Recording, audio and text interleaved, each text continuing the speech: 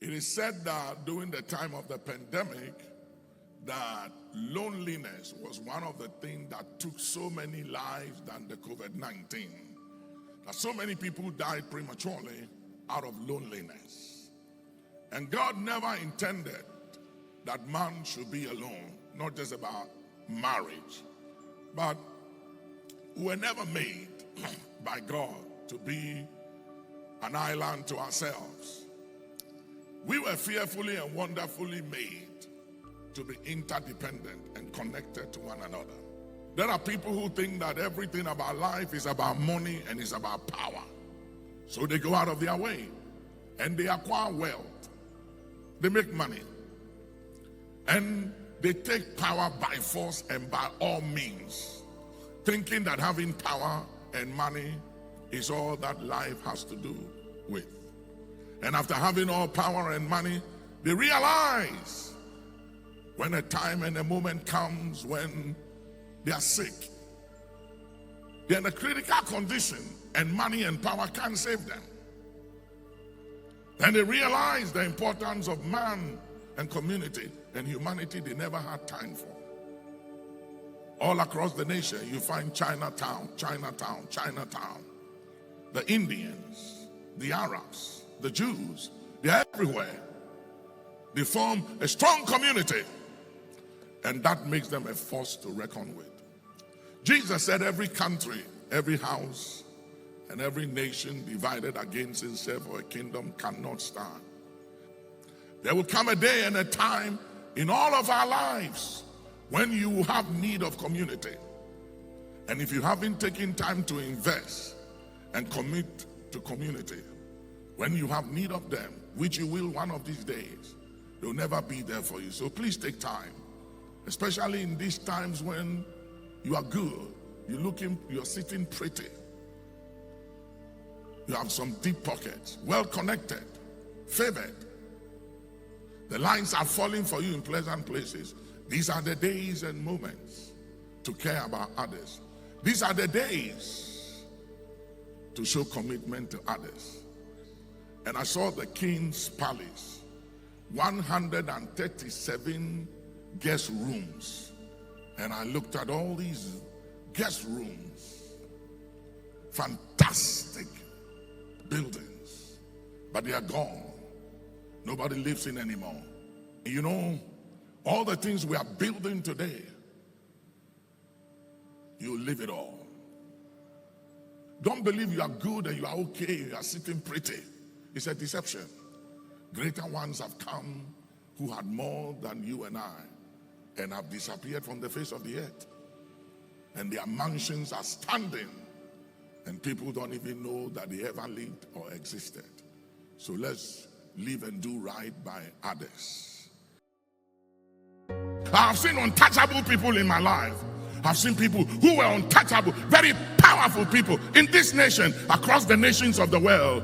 And I saw them over the years losing power and losing their defenses. And I looked and I said, is that the man? Is that the woman that was untouchable? What has become of them? And I saw them when they laid in state and when they could not speak a word and they died. And I said, is that the same person who was so powerful and untouchable and had no humanity and regard for God and for humanity? And I learned and took a lesson from there, that as you live, be humble. Don't lose your humanity. No matter how wealthy you become, no matter how powerful you become, don't lose your humanity. And I've seen the mighty, whose name were fierce in those days. You couldn't even mention their name. You are afraid and scared you'll be picked up. And I learned a lesson that gift is not enough. That anyone gifted, anointed, without supervision and without accountability is a dangerous person and is an offspring of Lucifer.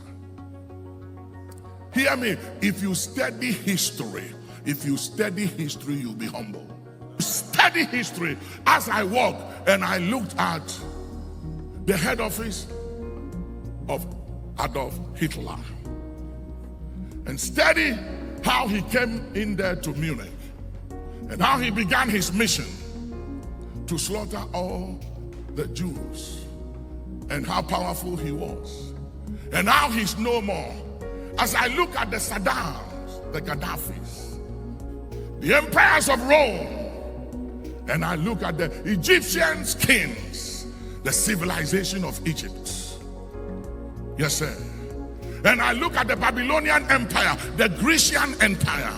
And if you look at Britannia ruled the waves, the power of Great Britain, and how nations dominated other nations, how France invaded other nations, how America had to step into the war,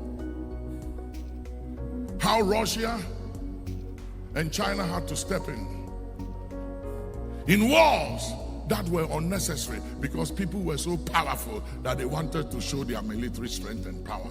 And how at the end everything came to a halt and men became ordinary men. And you realize that you have an opportunity in life to do good or evil. And what you do will determine how you are remembered. I don't know about you, but when it's all said and done, I want history to treat me fairly. I will never disrespect. I will never dishonor anybody, because you can never tell where anybody is going from here and what anyone will become tomorrow. God can turn the tables. I'm telling you, he can turn the tables. He can change circumstances. You don't know the destiny on that person. You don't know who that person will become tomorrow, a year from today, 2 years from today. Please don't dishonor. Please don't disregard anybody, because you don't know. You know, Nelson Mandela, one day, he got up and he told his security, he said, take me to a restaurant. And the security said, Mr. President, we have to do a security check before we take you to any restaurant in town. And he said, you know something? I'm tired of all these security checks. Get me to a restaurant, let's eat. So they went to this restaurant. They sat down. Whilst he ordered his food, he saw this gentleman sitting opposite him. And he told the security, please ask that gentleman to join me for lunch. And the security said, no, Mr. President, you can't do that. We haven't checked him out. We don't know who he is. And he said, you know something? Forget about all your security. Let the guy come. So the guy came and joined Mr. President Nelson Mandela. He was very nervous throughout the time they were eating. Very, very nervous. After the meals, President Mandela said goodbye to him. And whilst they were leaving, President Mandela said to his security, why do you think the man was very nervous? You know what they said?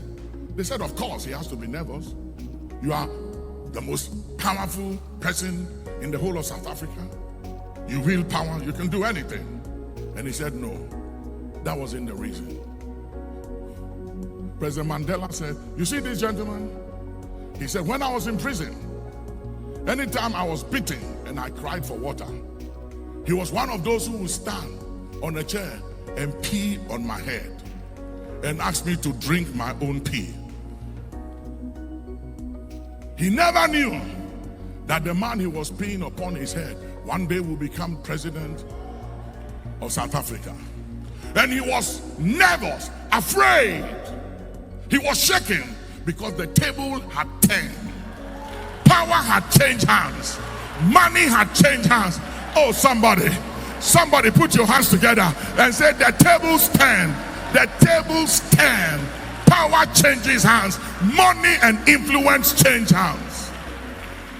The security people were shocked to hear what President Mandela said. They were shocked. They could not believe it. He said, yes, he used to pee on my head. One time, he invited a very wealthy businessman to his house for lunch. When the businessman came, he asked him, did you come alone or you came with somebody? So I came alone. So when it was ready for lunch, President Mandela went out and he saw the driver of the businessman and invited him to join them for lunch.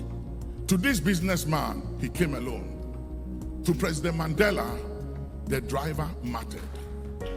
The driver was a human being. So he invited the driver to join them for lunch. When they finished and they were leaving, the driver said to his boss, "Boss, thank you for inviting me to join you for lunch with the president." And you know what the boss said? He was sincere. He said, "I did not invite you. It was the president that invited you." To him, he came alone. To the president, he came with somebody. For those of you who come to church and you leave your driver and your security at the car park, because you are the only person who deserves the blessing of the Lord. They don't deserve it. They must wait in the car. And after you have received the blessing, you sit in the car and they drive you home. Because you the man, you the lady, you the woman, you the boss. It's just a matter of time. Time changes. Put your hands together and give him praise.